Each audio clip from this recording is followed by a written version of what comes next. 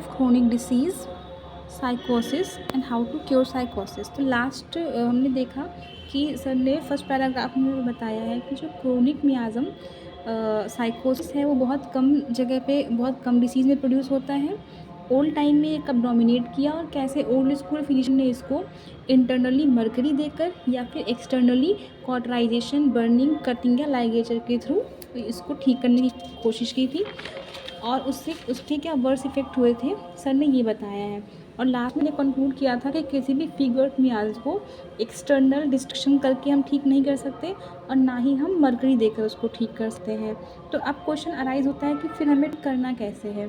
तो लास्ट के पैराग्राफ में बताया है कि जो भी फिगवर्ड मियाज्म है, चाहे वो गोनोरिया हो, चाहे उसका अपीयरेंस एक्सक्रीशंस के फॉर्म में हो, ठीक है, उसको क्योर कैसे करना है। सर ने बोला है the cure most surely and most thoroughly through the internal use of thuja.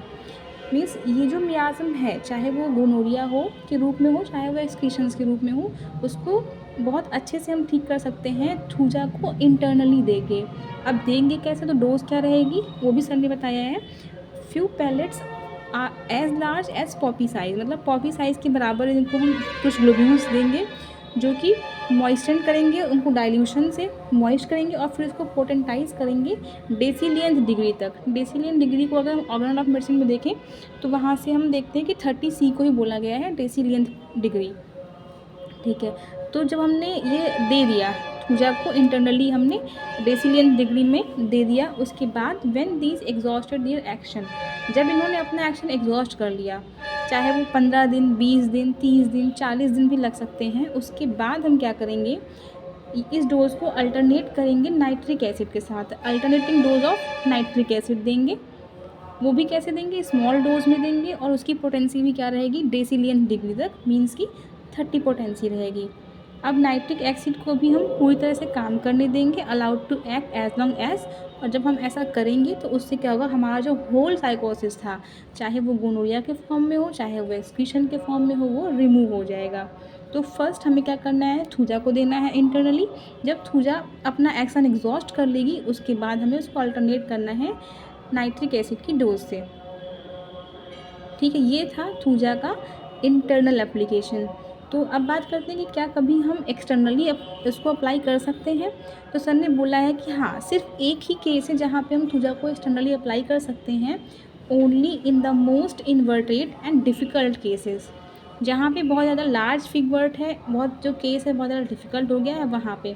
तो अप्लाई करेंगे कैसे, सर ने कहा है कि जो लार्ज फिगवर्ट है उसको हम क्या करेंगे, डेली मॉइस्चर करेंगे, एवरीडे मॉइस्ट करेंगे। कैसे करेंगे, with the mild pure juice pressed from green leaves of thuja mixed with equal quantity of alcohol. Means हमें करना क्या है, थूजा की लीव्स लेनी है, थूजा का जूस निकालना है, एक्सट्रैक्ट करना है उनकी ग्रीन लीव्स से, और उस जो एक्सट्रैक्ट आया है उसको हम मिक्स कर देंगे इक्वल क्वांटिटी ऑफ एल्कोहल में। फिर जो हमारे पास बचेगा मिलेगा, उससे उसको हम अप्लाई करेंगे फिगवर्ट पे डेली, और उससे जो फिगवर्ट की डिसीज़ है वो क्योर हो जाएगी। हमने देखा कि जो गोनोरिया है या एक्सक्रीशंस हैं जो कि एक्चुअली फिगवर्ट मियाज्म है, उनको इंटरनली भी ठीक कर सकते हैं और एक्सटर्नली सिर्फ एक केस में, जो कि हमने अभी देखा। इंटरनली कैसे देंगे, हम एक डोज थूजा की देंगे, उसको अल्टरनेट करेंगे नाइट्रिक एसिड के साथ में और हमें कंप्लीट क्योर मिल जाएगी। एक्सटर्नली हमें क्या करना है, थूजा का एक्सट्रैक्ट लेना है, उसको इक्वल क्वांटिटी ऑफ एल्कोहल में मिक्स करना है और उस मिक्सचर से हमें फिग वर्ड को एवरीडे मॉइस्ट करना है और उससे क्योर हो जाएगी। तो ये था तब केस जब हमारे पास सिर्फ साइकोसिस है, मतलब साइकोसिस किसी और मियाज्म के साथ कॉम्प्लिकेट नहीं कर रहा है। पर आगे सर ने बताया है कि क्या करेंगे अगर साइकोसिस किसी और मियाज्म के साथ कॉम्प्लिकेट कर जा रहा है। तो उसके लिए बताया है सर ने कि एक पर्सन है जिसमें कि साइकोसिस था, कहीं ना कहीं उसमें लैटेंट सोरा होगा पर उसके सिम्टम्स अभी आ नहीं रहे क्योंकि सोरा अभी लैटेंट स्टेज में है।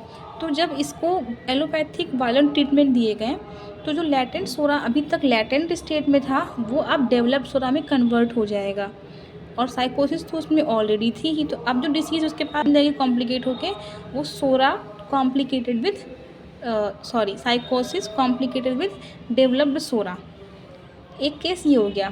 फिर सर ने बताया है कि अगर जो पर्सन है वो प्रोसीड कर रहा था कि उसको कोई वेनरल शैंकर डिसीज़ थी, मीन्स कि उसको सिफिलिस थी और उसको भी बैडली ट्रीट किया गया था किसी प्रीवियस हिस्ट्री में, तो क्या होगा कि ये जो दोनों मियाज़म थे, पहला वो जो साइकोसिस और डेवलप्स हो रहा था और जो सिफिलिस जो कि बैडली ट्रीट किया गया था, ये दोनों ही मियाज़्माटा कंजॉइन कर जाते हैं in the three fold complication with syphilis. कैसे?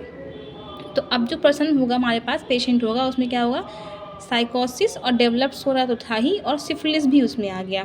तो अब हमारे पास क्या बचा? सोरा, सिफिलिस और साइकोसिस तीनों बचे। तो अब इन्हें हम ठीक कैसे करेंगे? जनरली हम पढ़ते हैं कि पहले हम एंटीसिफिलिटिक देंगे, फिर एंटीसाइकोटिक देंगे और लास्ट में हम एंटीसोरिक देंगे। पर यहाँ पे थ्योरी ऑफ कोई डिसीज़ में हनीमैन सर ने बहुत ही क्लियरली बताया है कि जब भी सोरा, सिफिलिस और साइकोसिस कॉम्प्लिकेट कर रहे हैं डेवलप्ड सोरा के साथ में, तो पहले हम क्या करेंगे, स्पेसिफिक एंटीसोरिक रेमेडी देंगे, क्योंकि यहाँ पे जो मोस्ट सबसे ज़्यादा सफरिंग कंडीशन है वो सोरा की वजह से आई है, डेवलप्ड सोरा की वजह से आई है। उसके बाद हम क्या करेंगे, जब वो ठीक हो जाएगा तो रेमेडी फॉर साइकोसिस देंगे और उसके बाद हम देंगे बेस्ट मर्क्यूरियल प्रिपरेशन, मींस कि सिफिलिस के लिए। तो पहले हम क्या कर रहे हैं, एंटीसोरिक देंगे, नेक्स्ट एंटीसाइकोटिक देंगे और नेक्स्ट एंटीसिफिलिटिक देंगे। तो इस तरह से हमारा वो पर्सन जिसमें कि तीनों मियाज़म कॉम्प्लिकेट कर रहे थे, उससे हम क्योर कर सकते हैं।